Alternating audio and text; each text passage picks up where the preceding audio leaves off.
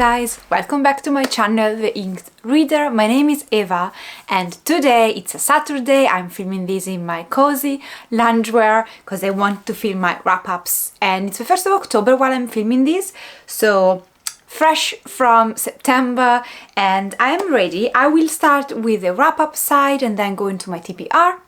And yeah, without further ado, you saw the statistics, so we are ready to power through. So I've read 8 things in terms of graphic novels and manga, and I'm gonna start as always from the least enjoyable one, personally, the one I enjoyed the least, to the one I enjoyed the most. It's always a struggle putting this together, so yeah, I struggle with manga and graphic novels because I tend overall to really enjoy my time with them, and it's a struggle to put them in order, but I've done my best, okay?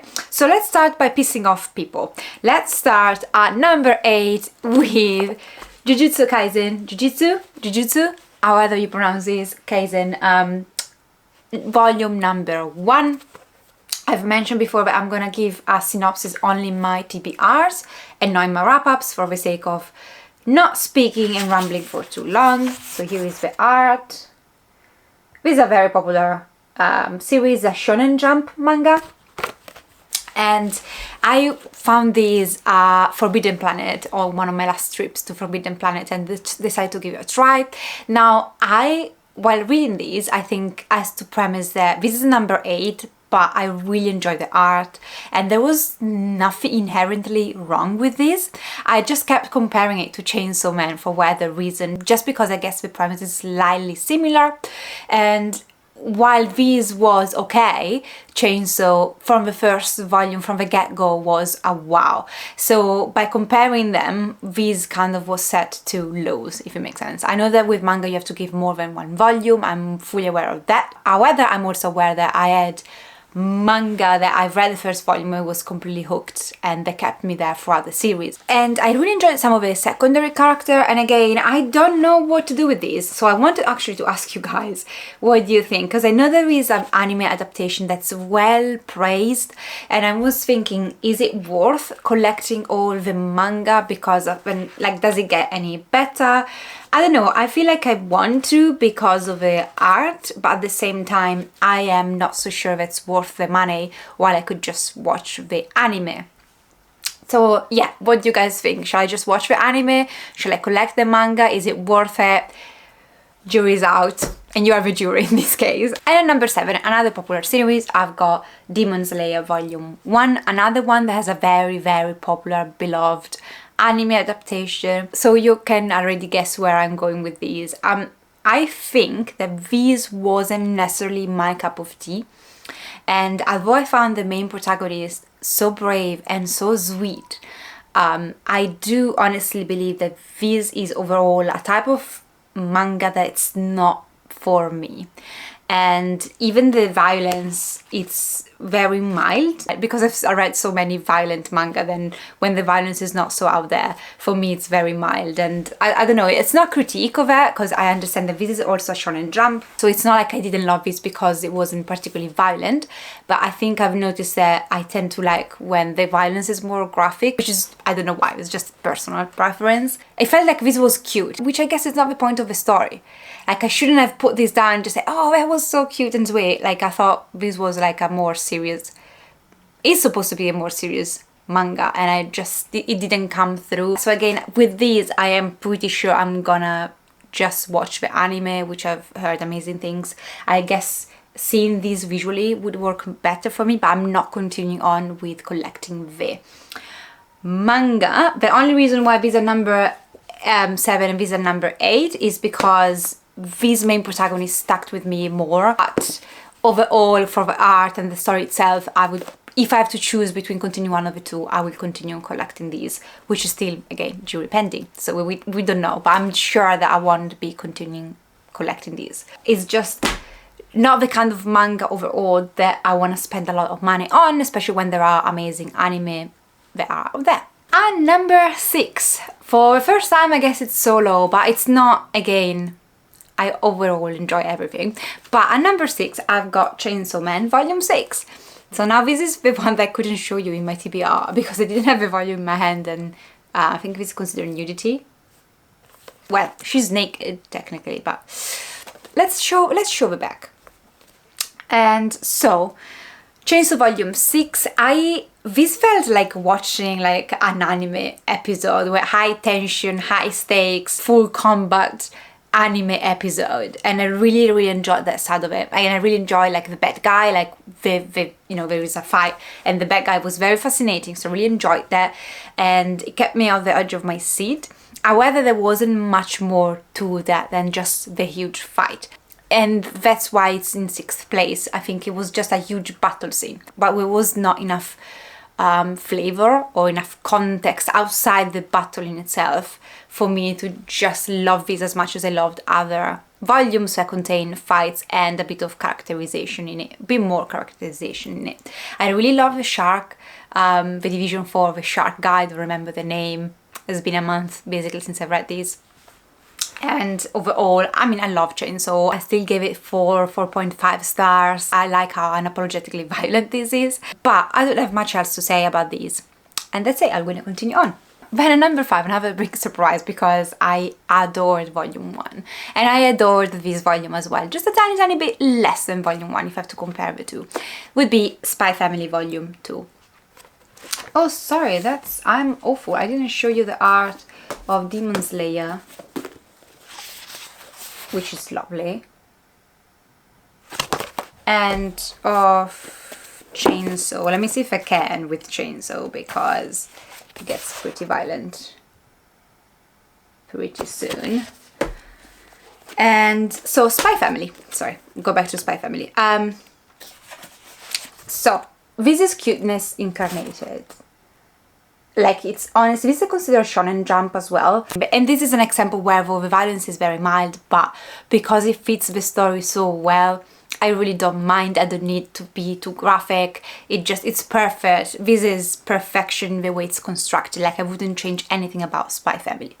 And this was so just cute. As I said, it's cuteness incarnated. It's just, I have usually someone who doesn't really like following kids along. I don't like reading books from kids' perspective. Especially manga, graphic novel, I don't care.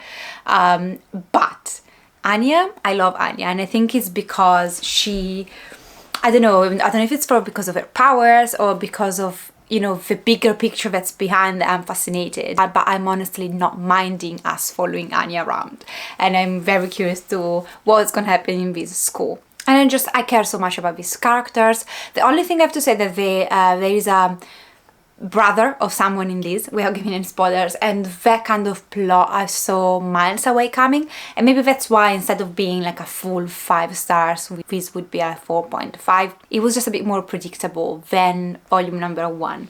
But overall, I mean, we all love Spy Family, and I'm definitely on board with that. Number 4, we've got the time I got reincarnated as slime. Now, one of you guys recommended these, and I must say thank you, because this was amazing. I really had a fun time. I think they described these as a very feel-good manga, and I agree. It was just a very good time. It was just a kind of an hour that took me to read this, or something more, just to switch off my brain and just focus on a very fun adventure. And I loved the art, and I also loved how this was absurd but in the best kind of way, and the way it takes to give you perfectly rational explanation for absolutely nonsensical things. I absolutely adored. Like, it was just, oh, this is because of this, and then you just say, oh, it makes sense, and then you take a step back and just like, what were we talking about? So I really love the aspect of explaining rationally things are absolutely absurd. And it felt like I was almost playing a video game, like a medieval fantasy video game, and this slime character, absolutely hilarious. And I'm a big fan of his. I am gonna continue on for sure. I just really enjoy this format, and yeah, it makes you feel good. It's a very feel good manga, and I couldn't agree more. And I gave this full 4.5 stars. Doesn't really matter, it's in there. Like, I really enjoyed it. And number 3, we've got it's bittersweet because the last volume, but I've got Preacher, book 6, which contains 2 normal volumes. So this is the final book in this series. yes, there is an Amazon adaptation of these, which I've not watched apart from the first episode. I'm gonna just show you this for the art, because I think, like, I opened it up and I was like, okay, Preacher. The Preacher doesn't have my favorite art style, and I stand by that. I'll show you the normal one. Oh, tits. We can't get those out on camera. It's not my favorite art style, but it does fit Preacher. Like, it shouts Preacher. I just got so used to it by now that it just screams Preacher to me. And I really love, like, how when you go from an issue to the other, you would get like full panels of the faces of the main protagonists that you followed around for so long, for example. So you get those panels, which I really, really loved. Now, this was a great conclusion. It's not my favorite volume in the series. I think to this day, book 2 is my favorite, when we get the history, like the origin story of Jessie. But I really, really overall enjoyed how it all concluded. It was a very Preacher way to finish things off. It didn't go though I just didn't think it would focus so much on certain things and less on others. And so I guess there is room for people to be disappointed in a sense, if you want, because it's less about the religious side, if you want, and more about the friendships and the relationships that have been created throughout this book, which I didn't mind, but I would understand why people say, oh, but you got this whole religious thing on the background, which is solved, but not in the way you would expect. But again, it's Preacher, so I think it did a very Preacher thing in, oh yeah, you were expecting these, instead you got these, and it was very, very good what we got. It was still very epic in a very unique way. And I would suggest Preacher to everybody. I think it's very difficult for me to discuss this specific volume without giving any spoilers. But as I said before, in the months before, you might have seen my other videos, my other wrap-ups, I stand by Preacher a lot. Like, Preacher is definitely one of my favorite graphic novel series. And it's just amazing if you can put up with a lot of warnings that are in there. I think, like, if you like stuff like, I don't know, Berserk, and this is not a fantasy, so it has nothing to do, I mean, it's a fantasy because there are some angels and demons and stuff in there, but it's not necessarily like a high fantasy. But if you like that kind of grittiness and the kind of out in your face violence and very important topics and very well developed story, Preacher is definitely something you might want to check out. It's not for everybody, fair enough, nothing is for everybody, right? And number 2, I had some struggle with these, in the sense that I honestly wanted to put it at number 1, and then I didn't, because simply for the fact that this is just one volume and it's a start of something new. And so I decided to put it at number 2. However, I adored this thing, and the fact that I put it above Preacher, which I had, like, love my life, it's just saying something. And that is Doro Volume 1. So listen, I've opened this up, looked at the first couple of one issue, and I was just like, yep, I adore these. And that's what I mean when some manga you need more than one volume to appreciate and love, fair enough, but some of them they just call to you from issue 1. And Doro definitely did. I absolutely loved these, and I am heartbroken because the other volumes up until volume 3, 4, they are so expensive to buy, and I went to Forbidden Planet just a week ago trying to find them, and there was just volume 4, 5, 6, and so like, should I buy them? No, like, I wait. But I am gutted that I can't get my hands on volume 2. As of now, it's not in my hands, and I'm sad.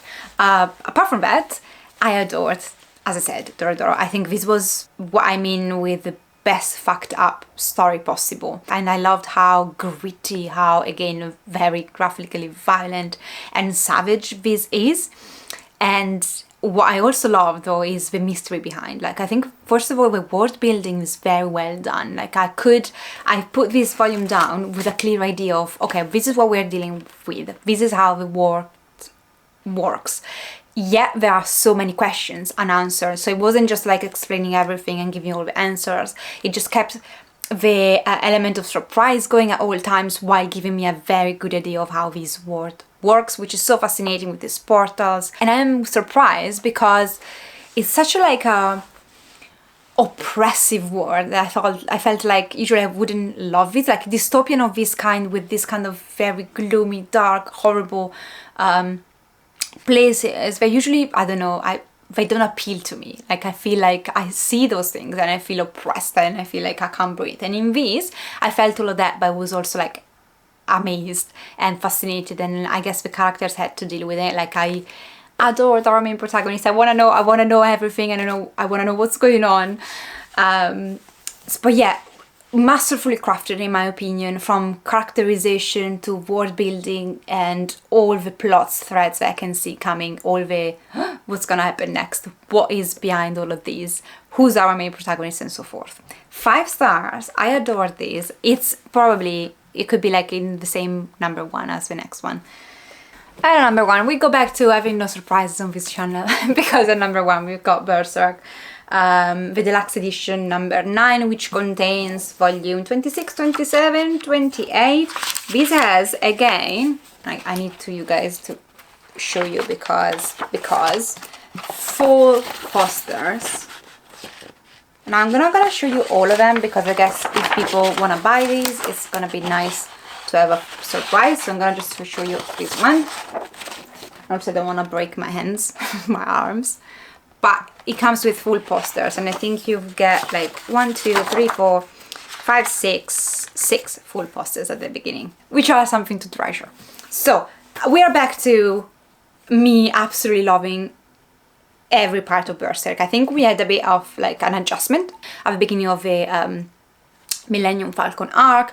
With a Conviction arc, it took me a tiny bit to adjust, but now we're back in full swing. We are back in me loving every part of this. I loved how we are introduced to new lore, how a lot of things are more developed, more explored, and I loved how, especially volume 27 and 26 and 27, I adored those. And I also adored how we see Guts transform, and we see these men. I don't want to give any spoilers because I'm going to do a whole discussion when I finish this arc, but how this man keeps becoming something more. The fact that he is so exhausted and he keeps getting to the next step and he keeps improving, he keeps evolving. It's amazing. This character is truly, honestly amazing. As we know, this is the GOAT, right? It's one of the GOAT, and which is greatest of all time. It's not the animal, just FYI, because I was confused the first time I heard that term. Why I adored these editions though are the fact that we are given full panels, and I don't know how to explain. Let me see if there is no sexual content. This should be fine. The fact that I'm digesting this story through having this kind of full page panels, I can honestly appreciate how the art is developing. And I'm honestly, you know, like there are some panels that I wanna just have a ceiling with just that, and like a huge poster on my ceiling with that, because I think I don't want to spoil anything. I don't want to take the pleasure away from you if you have not tried Berserk before, but seeing, especially, you know, when Gus gets to his evolution, let's say, seeing that thing in full panel, I was just mind blown. And there is literally nothing that I can complain about in this. I also say that I've complained in the wrap up of volume 8 of the deluxe edition that there was a lot of, like, even the orcs. No, it's not even the this guy, what they call, correct me, is they're not orcs, they're trolls. I think they're trolls. They are rapey and so forth. And I think here there is an explanation of why they do what they do. So why these animals also rape women. I am starting to become incoherent, as it happens when I speak about Berserk. Just everything is perfect about this. And also I really liked how we now know why it's called Berserk, in a sense. I think we do now know why it's Berserk because of what happens in these. And I can't wait. I can't wait the way this ends. I don't have words. Exactly, I don't have words. I promise, but when I do my discussion, I put them down in notes, so I'll be more coherent when I do that. But yeah, that was the wrap up. I'm gonna start now with a spooky TBR, meaning that I've tried to choose like horror, thriller, like a bit more themed for Halloween season if you want. TBR. So yeah. Okay, sorry, I had to shift angle for a second because I'm charging my camera, but first of all, I'm gonna read The Me You Love in the Dark. This is by Scotty Young and George Corona. Scotty Young did I Hate Fairyland, which is one of my favorite like feel-good graphic novels ever, and I didn't know that actually this is kind of a follow-up series from their series called Middle West, so I need to check that out. But for spooky season, I'm gonna read this, which is volume 1, about this girl who she's a writer, and she decides to go to this like old house in a small town to find inspiration. Oh, she's an artist, sorry, not a writer. So she goes into this house to find inspiration, but when she goes there, she finds much else, and it says it's perfect for Stephen King fan and Neil Gaiman fan. It's very spooky. It's perfect for October. Can we? It just feels very Octoberish, perfect. So I'm gonna start with these, and then I just received a package of things that I ordered that I want to read. So I'm gonna show you what it is while I open it up. So this won't be part of my haul because I'm actually opening up right now. So there are 2 things inside, but I'm still waiting for one more, I believe. So first of all, I got Philadelphia volume 1, which is a Will Eisner nominee, Best New Series. I don't know when this came out. It must be pretty recent, potentially. Let me see, please. This came out in 2021. Okay, so it's a very recent release. Can we appreciate the art, please?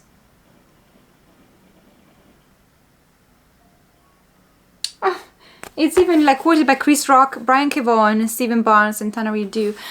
So this is the story about this man. He comes back to Philadelphia, his hometown, to bury his father who has been murdered. And when he's there, he notices that corruption and very dark things are going on in the city. And he potentially has to team up with even the President of the United States to form like an army, or like people that can defend America from a new threats, which I guess are vampires. So it's a horror new series, and I can't wait. I'm gonna show you some of the panel art, which I love.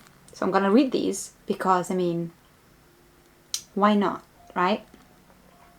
This volume called Sins of a Father. I'm gonna read these, definitely. I'm so excited.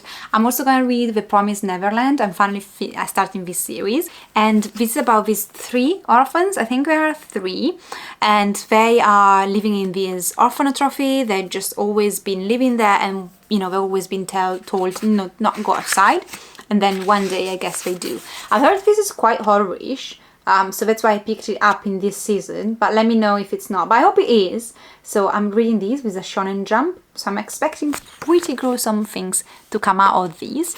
2 more things that I've not arrived in this package, but they're on their way. First of all, I've got The House on the Lake. This is a horror graphic novel. It's the first volume I've ordered, and it's basically about this bunch of people that are asked by an old friend of hers to come to his house on the lake to just reconnect, spend some time together, and they can't say no. Though Walter is a bit of an odd one, and he's kind of making riddles of things complicated for them, you know, in order to go there and stay there, but they accept to go ahead along with it because, again, it's a free vacation, and I think pretty horrific things are gonna go down. So yeah, I'm gonna read this one, and finally I'm gonna start also Fire Punch, which is by the same author, I believe, that did Chainsaw Man. I think it's a completed series, and if I'm not correct, please correct me in the comments down below. And this is what's described on the Amazon page as a dystopian meta thriller with crossover appeal for fans of The Walking Dead. And I guess it's about this dystopian world where basically a witch has cursed the world and everything is covered in ice, and so the only salvation is fire. And then you got these 2 twins, or these 2 brother and sister, that got special powers and are trying to survive in this very harsh world. I don't know anything about these. I think it might be concluded, but again, please correct me if I'm wrong. But because I love Chainsaw Man so much, and this kept being recommended on my Amazon page, it's like, okay, let me pick it up. It sounds like very horror-ish, very brutal, as the review says, so it's perfect for October. So continue on from the package that you just saw that open, so those will go on my TBR. I've also can't do like a horror TBR for the month of October without putting a couple of Junji Ito in. These are the remaining two that I need to read of Junji Ito, so I'm gonna show you together. So I'm gonna read Gyo, and Ramina. I don't have all Junji Ito, but I've got a whole shelf for him, so I need to purchase others. I think something new just came out, so I will get my hands around that, but I want to finish the ones I already own.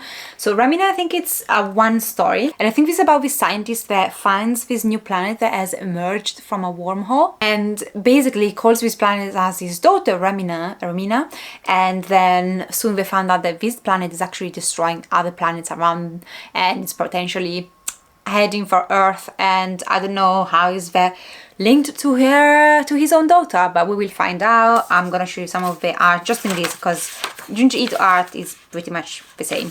I can't show you that.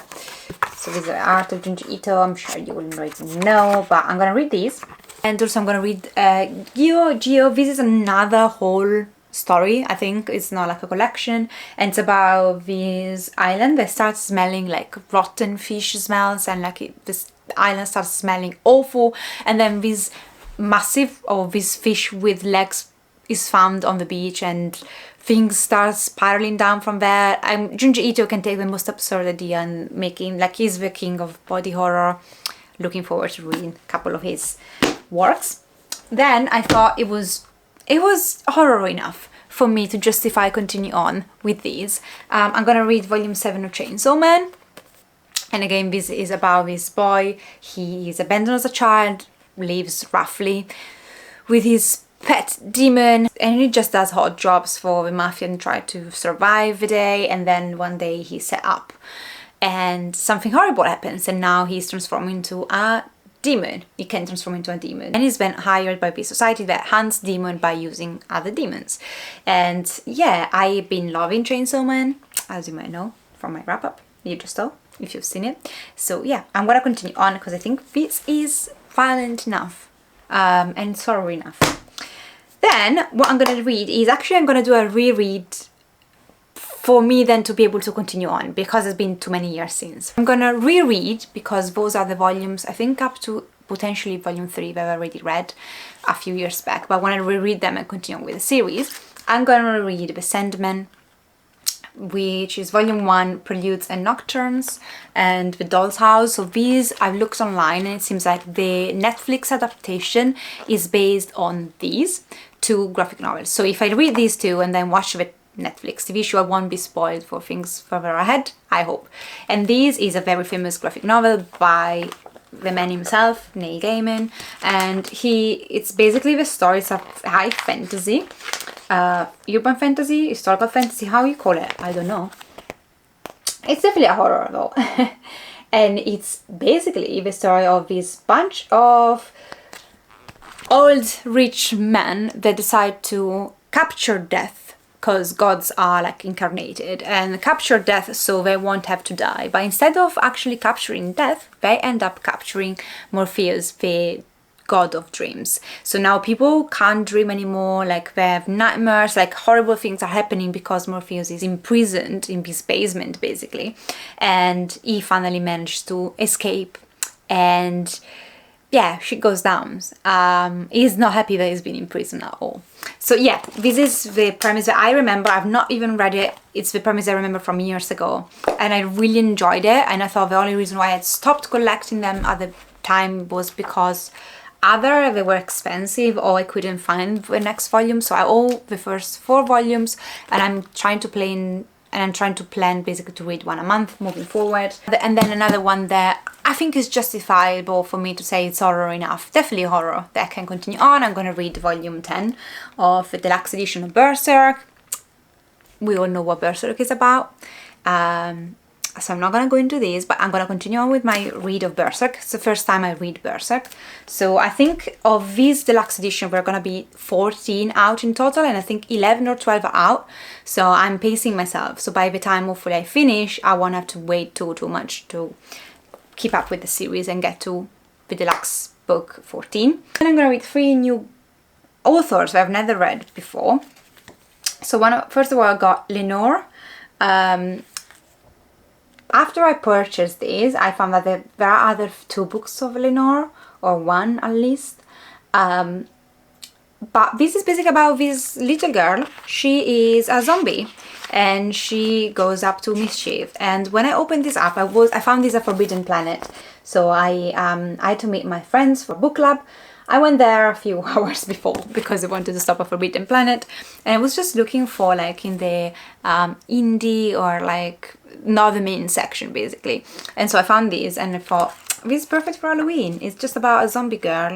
It looks so cute. I'm not expecting this to be scary at all, but I'm expecting it to provide like kind of that cuteness while being slightly horror-ish in the background. So yeah, I'm gonna read these. Then the other finding on that trip, which was very expensive, but then I just couldn't put it down. I don't know. I kept going back and forth, like, no, I can't justify spending this money on a graphic novel I've never heard of. But then I said, well, if I put this down, I regret it. So I purchased on that trip to Forbidden Planet Dracula by Berto Breccia. And these, so first of all, Dracula is my favorite classic Edda, and together with Frankenstein, but Dracula came first in a sense. I read Dracula way before I read Frankenstein, and I just love Dracula. I love vampires. And then I found these, and of course the title intrigued me. And then I opened it up and I saw this kind of art, and I was like, what is this? I hope you can see. I was like, what on earth am I seeing? Like, I don't know. I found the art spooky. Like, I'm honestly spooked by the art.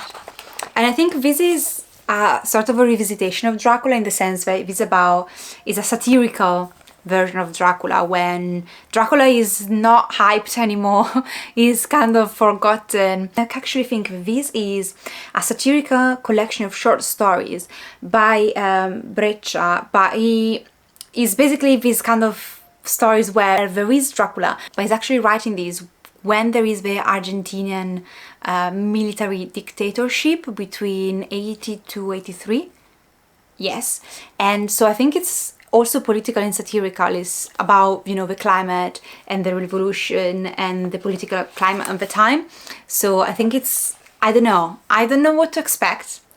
I think this is more a social commentary, but done in a horror way using Dracula. I don't know how to explain this. I don't know if I'm correct. I think I am, but I'm gonna read these and then give you a better synopsis, but I'm so intrigued. I just couldn't put it down. And then the last thing I'm gonna read for this month, at least that's planned, I'm gonna read this compendium of Something is Killing the Children. So when I saw this online, I was just like, I can't put it down, I can't leave it. First of all, this looks amazing. I think more volumes are out than they're collected in here, but hopefully they'll put up, like, you know, I can collect them in this way. So this is a horror graphic novel, which I don't know literally anything about. And there is no synopsis whatsoever. And I just saw it and I just said, it's very famous, reviews are very positive. I love horror graphic novels. I adore graphic novels that are horror genre, as a genre. And I just don't want to know anything. I'm gonna open this up and know, so I will give you a synopsis when I do a wrap up, okay? I promise. But I'm just gonna digest the whole thing. I'm really looking forward to this. I love when the graphic novels are so big. I said, yeah, okay, I'm gonna have a few hours with you. It looks horror. I mean, look at this girl. It's engraved, like it's not like it comes out of the page, so you can feel it. I love it. I love it. So yeah, that is the wrap up and TBR for the month of October. I'm very excited. Let me know what you're gonna read in October. Let me know if you've read any of these things without spoiling anything, please. But yeah, love to chat with you in the comments down below. Thank you for watching and I'll see you next time. Ciao!